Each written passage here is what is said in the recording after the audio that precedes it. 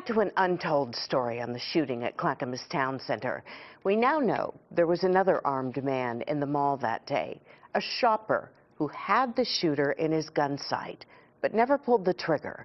The night team's Mike Benner is live outside the mall. And Mike, the big question for many tonight would be, why didn't he shoot?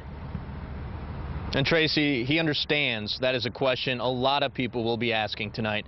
But Nick Mealy tells us he did not shoot because he was afraid he would injure or kill an innocent person running for safety. Nick Mealy is emotionally drained. The 22-year-old was at the Clackamas Town Center with a friend and her 4-month-old baby when a masked gunman opened fire. I heard 3 shots and I turned and looked at Casey and I go, are you fucking serious? And she looks at me and she goes, yeah. As the friend and baby hit the floor, Mealy, who has a concealed carry permit, positioned himself behind a pillar. He was working on his rifle and he kept pulling the charging handle and hitting the side.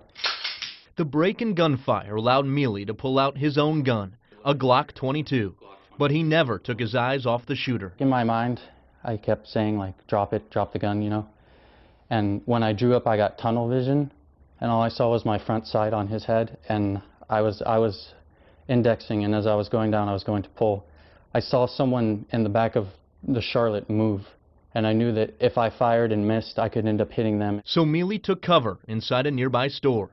He never did pull the trigger, and he stands by that decision. I'm not beating myself up because I didn't shoot him, but I know that after he saw me, I think the last shot he fired was the one that he used on himself. The gunman was dead, but not before taking 2 innocent lives with him, and as Mealy points out, taking the innocence of everyone else. I don't ever want to have to see anyone that way ever.